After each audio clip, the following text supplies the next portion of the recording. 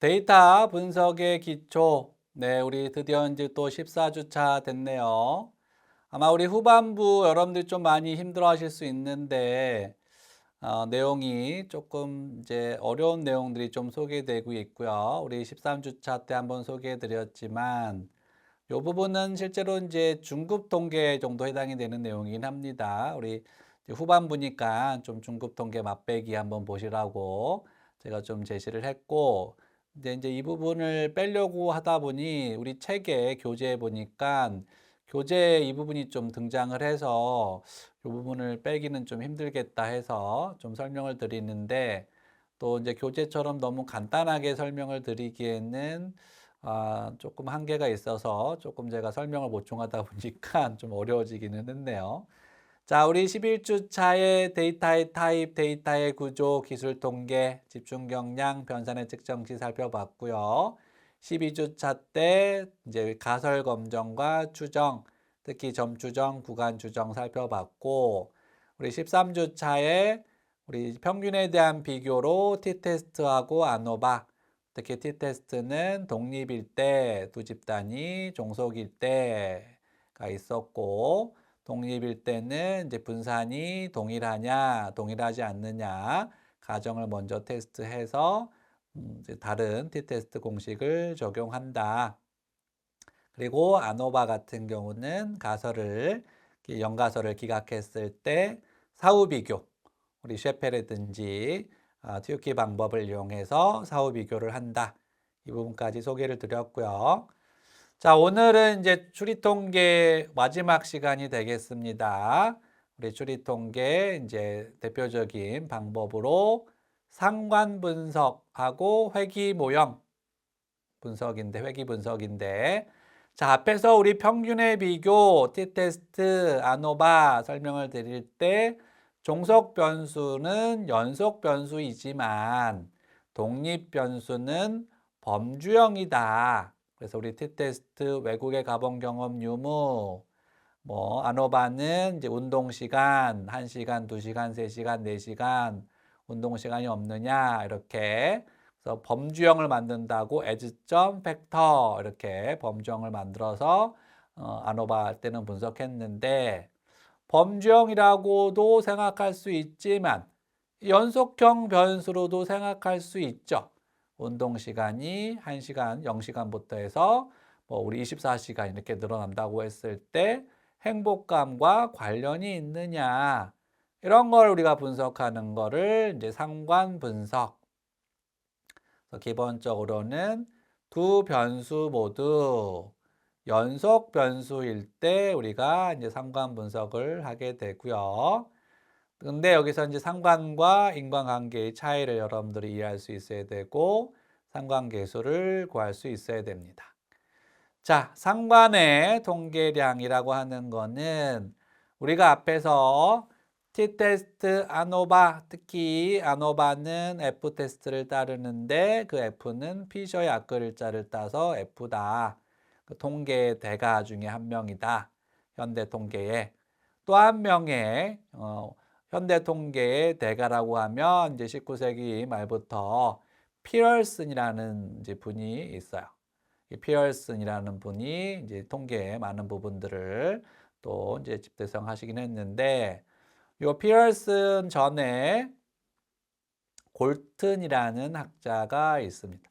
골튼은 우리 또 찰스 다윈의 진화론의 영향을 받아서 진짜 인간이 창조된 게 아니라 진화된 거냐 그거에 대한 이제 데이터로 아버지, 어머니, 부모님의 키와 딸, 아들, 자녀의 키가 서로 관련이 있는지 실제 데이터를 수집해서 그 데이터를 보여주는 방식을 산점도, 산포도, 스캐터 플락 이용해 가지고 x가 변할 때 y가 변하는 정도. 그래서 이제 관계가 있느냐 없느냐, 그다음에 그 정도와 방향 그런 걸 이제 보여주는 게 상관의 통계량인데 비주얼라이제이션 시각화 기법으로는 산점도를 우리가 이용하면 걔를 볼 수가 있다. 그리고 우리가 앞에서 다뤘던 내용 중에 하나가 분산이었죠. x가 얼마나 평균으로부터 떨어져 있느냐. 그런데 여기 이제 코베리언스라는 개념은 x가 변할 때 y가 변하는 정도를 그림으로 봐서 명확할 수도 있지만 걔를 수치화시키고 싶다는 게 이제 공분산이에요. 그래서 공분산은 특이하게도 x가 커지면 y가 x가 커질 때 y도 커지면 공분선은 분산이지만 플러스 당연히 플러스가 나온다 생각하지만 공분산은 x가 커지는데 y가 작아지면 마이너스가 나오기도 해요. 우리가 얘기하는 그 분산하고 조금 다른 개념이라서 마이너스가 나오기도 하고요. x가 커지는데 y는 아무런 변화가 없다든지 x가 작아져도 아무런 변화가 없을 때는 공분산이 0이 되기도 합니다. 그래서 우리가 이 상관의 통계량 중에 비주얼라이제이션에서 그림으로 보는 방법이 산점도 이미 우리 데이터 시각화 8장에서 다뤘던 내용이긴 합니다. 그리고 걔를 수치화시킨 게 공분산인데 근데 여기서 이제 피럴슨의 정률 상관계수란 뭐냐? 그 부분에 대해서 한번 다뤄보도록 하겠습니다. 자, 피럴슨 우리 대문자로 쓰고요. 피럴슨의 정률 상관계수는 앞에서 등장했던 공분산을 뭐로 나눠준다? 두 변수의 표준 편차의 곱으로 나눠준다. 우리 앞에서 분산 계산하는 공식 다뤘는데 그때는 이제 사례수로 나눠줬었는데 여기서는 우리 표준화 시키는 방식으로 표준 점수를 구할 때 우리 Z 점수를 구할 때 원점수 마이너스 평균을 표준 편차로 나눠주는 게 있거든요. 그런 것처럼 이제 표준화 시키는 방식으로 왜 표준화를 시키느냐면 지금은 이제 부모님의 키, 뭐 자녀의 키에서 둘 다 키라서 스케일이 비슷할 수도 있지만 하나는 키, 하나는 몸무게. 키가 클수록 몸무게가 늘어나느냐? 두 변수 사이의 관계를 살펴보려고 하는데 척도가 달라요. 척도가 다르다 보니 이제 표준화 시킬 때 우리가 표준 편차를 이용하는데 변수가 두 개니까 두 변수 이제 곱해가지고 표준 편차로 나눠줬더니 표준화가 되더라는 공식을 피럴슨이라는 이 대가분이 제안했고 놀랍게도 마이너스 1부터 플러스 1까지 미니멈 마이너스 1, 맥시멈 플러스 1 앞에서 우리 공분산이 0이 될 수 있다라고 얘기했죠. 자, 공식 자체가 분자가 공분산이기 때문에 만약에 공분산이 0이 되면 어떻게 되겠어요? R도 0이 돼서 R이 0의 값을 가질 수가 있다. 그래서 0일 때는 상관이 없음을 의미하고요.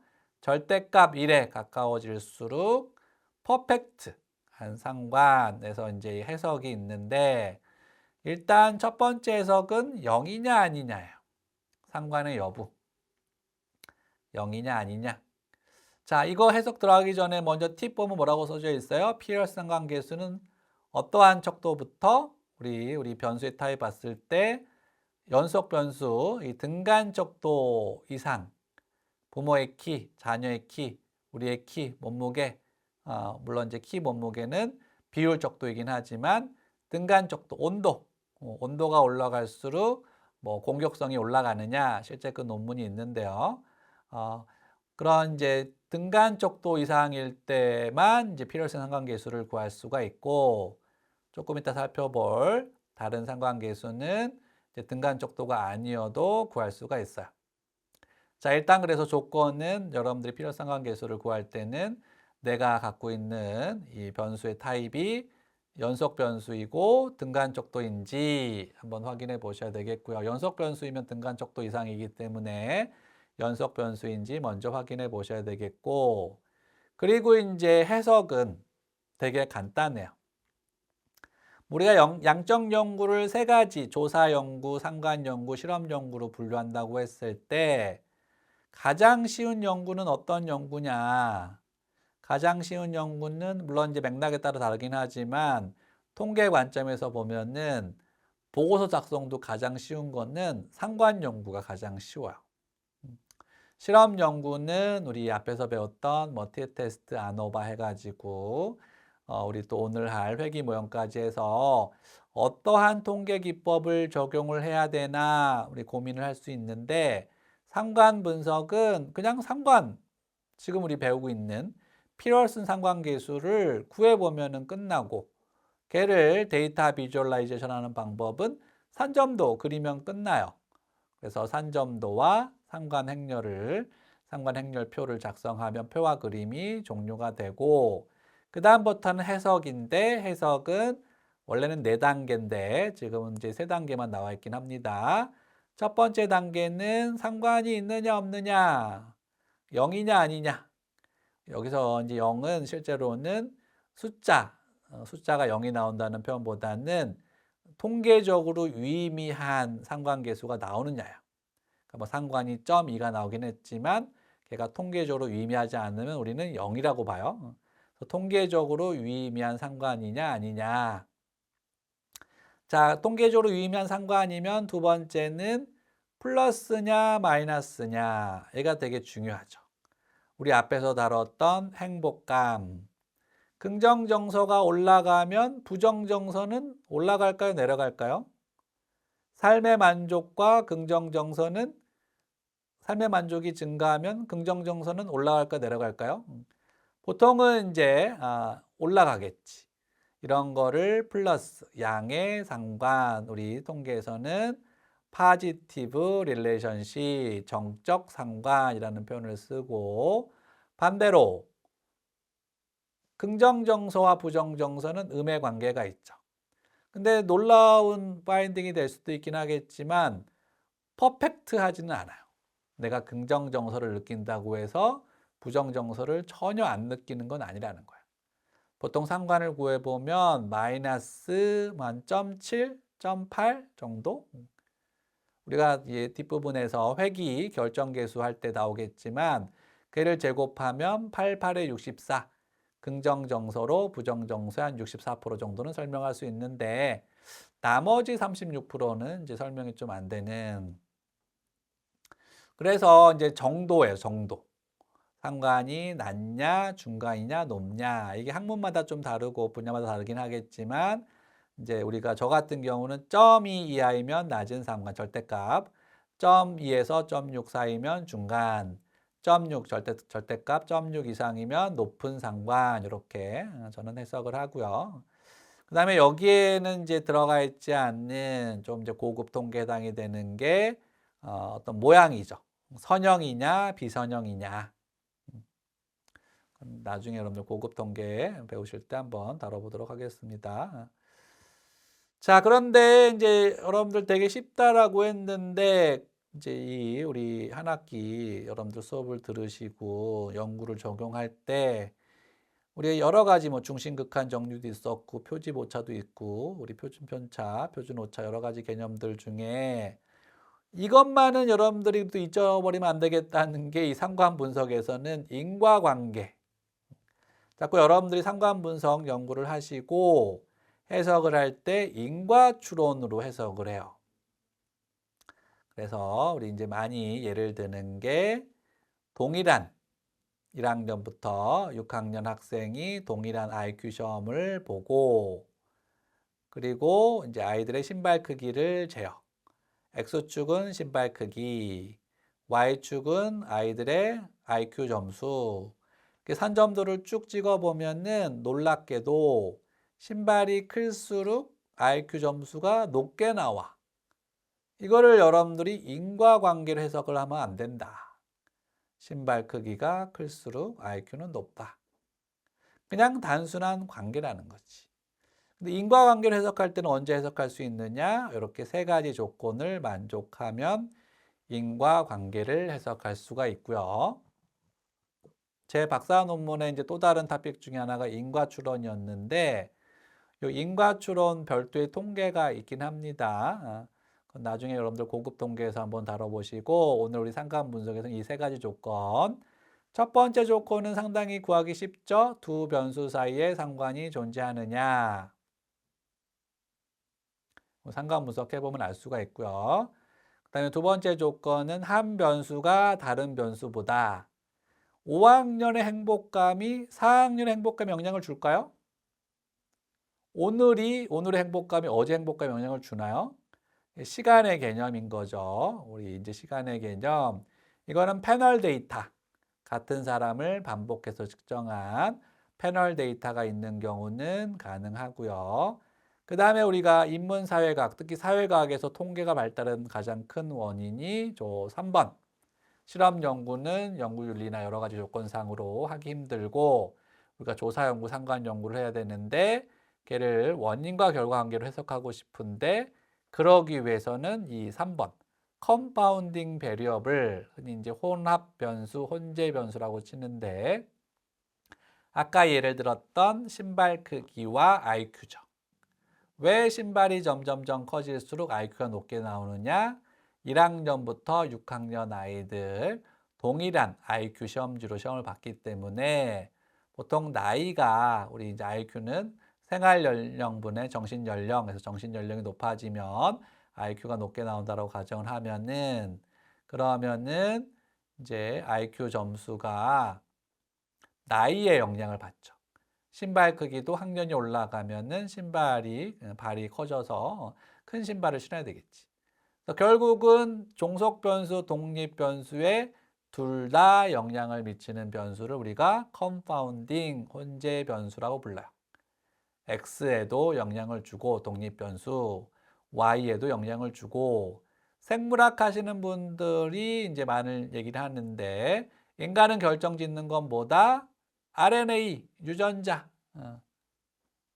DNA, RNA에서 유전자다. 그러니까 유전자가 이제 모든 걸 결정짓는다. 이렇게 얘기했다가 이제 환경도. 그거를 깬 가장 큰 연구가 쌍둥이 연구였죠. 한 명은 뭐 인간 사회에서 한 명은 무인도에서 컸을 때 10년 뒤에 아니 우리나라 같은 경우 한 명은 한국에서 크고 한 명은 이제 입양이 돼서 미국 컸을 때 우연히 20년 뒤에 만났는데 언어도 다르고 문화도 다르고 생김새는 비슷해도 그래서 이제 다르더라. 하여튼 이제 그런 혼재 변수, 독립 변수와 종속 변수에 동시 영향을 미치는 혼재 변수가 없거나 있으면 뭔지 알아야 되고 그거를 통제할 때 어떻게 통제할 거냐 그거에 대해서 이제 좀 더 어려운 거는 이제 우리 인과추론 고급 동계에서 여러분들이 배우시면 될 것 같습니다. 자, 그래서 이제 정리를 해보시면 상관계에서 영향을 미치는 요인 일단 이제 선이냐 아니냐, 직선이냐 아니냐 이런 게 중요하고요. 우리 앞에서 t-테스트 안오바 했을 때도 종속 변수가 정규분포, 정규성을 띠느냐, 뭐 등분산선성을 띠느냐 이런 얘기를 했었는데 그 다음에 이제 비연속적인 분포는 아마 여러분들 중에 이제 이런 가설이 있을 수 있을 거예요. 입학 성적이 높을수록 학점이 이제 높아야 되는데 실제로 제가 그 연구를 한 10년째 하고 있는데 우리 이제 경인교대 학생들 대상으로 실제로 이제 그 데이터를 보면은 우리가 생각한 것만큼의 어떤 상관이 나오지가 않는데 그 이유는 뭐냐면 이제 절단된 분포라는 표현을 쓰는데 실제로는 입학 성적이 낮은 아이들이 대학에 입학해서 학점을 받아봐야 되는데 그 데이터가 절단돼 있다는 거죠. 합격 점수를 기점으로 해서. 그렇기 때문에 마치 상관이 없는 것처럼 보인다.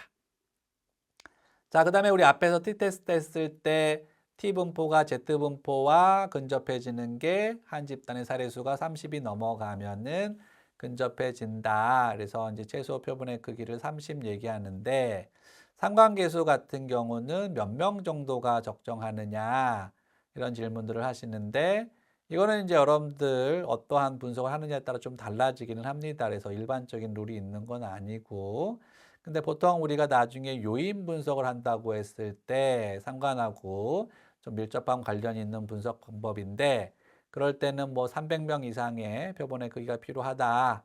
그래서 이제 보통 우리 과제 1에서 10명 데이터 가지고 뭐 여러 가지 추리 통계를 해본다고 할 수 있는데 그럴 때 잘 안 나올 가능성이 커요. 추리 통계는 이제 적정한 우리 특히 검정력을 확보하기 위해서는 최소 표본의 크기가 있다. 그래서 항상 여러분들 상관계수 분석하실 때도 적절한 사례수가 만족했는지를 한번 확인해 보셔야 되겠다는 겁니다. 자, 앞에서 다뤘던 내용 똑같은 내용인데 이게 상관계수를 일반화시키기 위해서는 먼저 기본 가정이 직선이다. 그 다음에 등분산성이다, 정규성이다, 독립성이다. 그 다음에 이제 등간쪽도, 초창기 피어슨 상관계수는 등간쪽도이다 라고 제시를 했었는데 바로 이거를 이제 만족하지 못한 상관계수를 이렇게 제시했어요.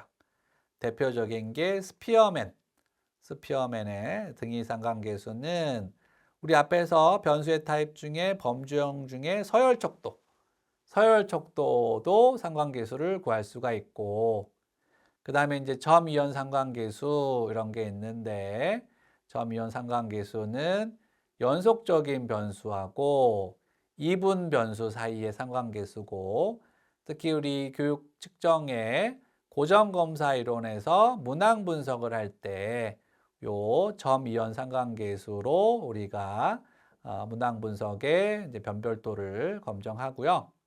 그리고 우리 텍스트 마이닝 그 부분 다루진 않았었는데 의미 연결망 분석할 때 파이 계수는 둘 다 이분 변수, 이분 변수 어떤 x란 단어가 어떤 이제 이 사람이 얘기했느냐, b라는 단어를 이 사람이 얘기했느냐 해서 있다 없다 이렇게 그런 거를 할 때 이제 파이 계수를 이용해서 우리 의미 연결 분석하는데 그때 이제 활용이 되고요.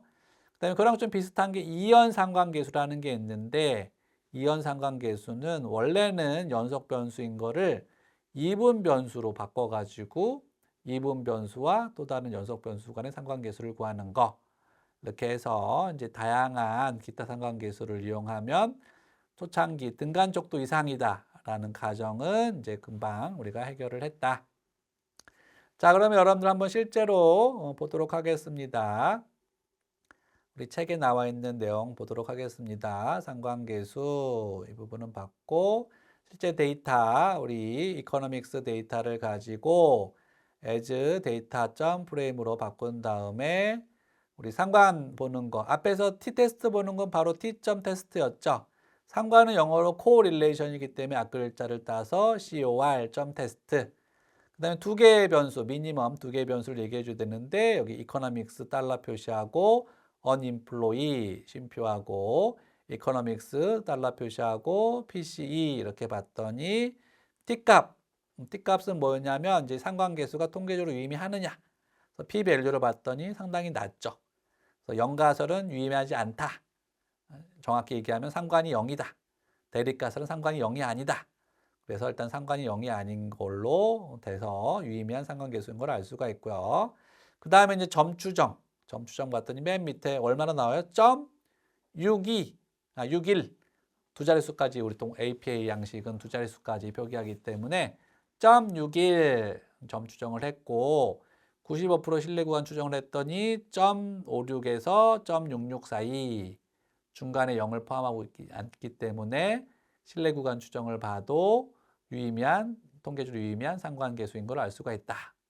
그래서 0.6 아까 뭐라고 했어요? 일단 0이냐 아니냐 해석할 때 0이냐 아니냐 일단 0이 아니다. 통계적으로 0이 아니다. 상관이 있다는 얘기고 플러스다. 정도 0.6 이상이면 높은 상관 이렇게 해석을 하시면 되겠다. 요게 상관 분석 끝이에요. 되게 간단하죠?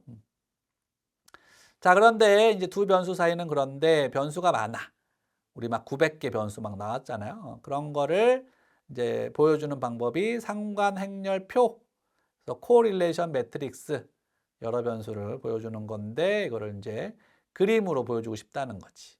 그래서 MT, CARS 우리가 봤던 연비 데이터의 또 다른 데이터 형태인데 이 데이터의 이제 연비들 이제 다양한 조건하에서 이렇게 볼 때 소수점 두째 자리에서 COR 그냥 COR이 상관을 구하는 개수인데 이렇게 상관 행렬을 만들어내고 라운드 함수 쉼표하고 2까지 하면 소수점 두째 자리까지 해서 출력을 하면 요게 그 유명한 상관 행렬표 요걸 논문에 넣으시는 거예요. 보고서에.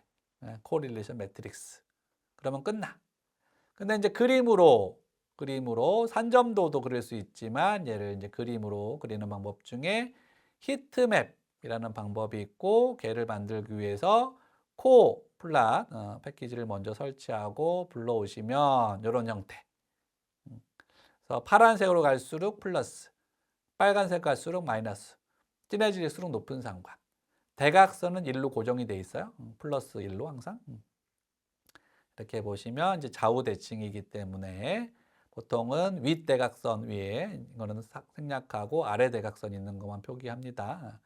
그래서 함수 이렇게 숫자로도 표기할 수 있다. 넘버 메서드를 넘버로 하면은 이렇게 숫자로 보시면 알겠지만 여기 점 마이너스 점 8호 여기도 점 마이너스 점 8호 해서 동일한 값이라서 요 대각선 여기 위쪽 요 위쪽은 생략하고 보통 아래쪽만 적기도 하고 대각선 자체 1도 생략해서 적기도 한다. 다양한 파라미터를 좀 정해주면은 색깔을 좀 예쁘게. 근데 제가 이제 이거를 봐도 잘 저는 눈에 들어오지 않아요. 그래서 저는 잘 쓰지는 않는데 좀 보여주기에는 나도 이거 할 수 있다. 보여주는 방식으로는 좋은 방식이다라고 생각이 됩니다. 자, 여기까지가 우리 이제 14주차 1차 수업인 상관 분석에 대한 내용이고요. 기본적으로 상관이라는 거는 두 변수 사이의 관계 정도와 방향, 특히 통계량으로는 산점도 그래프로 보는 거, 그다음에 이제 공분산이 있었고, 해석은 상관이 통계적으로 의미하느냐, 그다음에 이제 플러스냐 마이너스냐 정도, 영향을 주는 요인 중에는 이제 정규성, 등분산성, 이제 직선하고 사례수, 다른 상관계수로서는 이제 등위 상관계수 스피어맨, 그다음에 이제 파이 계수, 의미 연결망 분석에서 우리가 많이 다루는 둘 다 이분 변수끼리 상관을 구하는 파이 계수가 있다. 네, 우리 1차 시 수업은 여기서 마치도록 하겠습니다. 수고하셨습니다.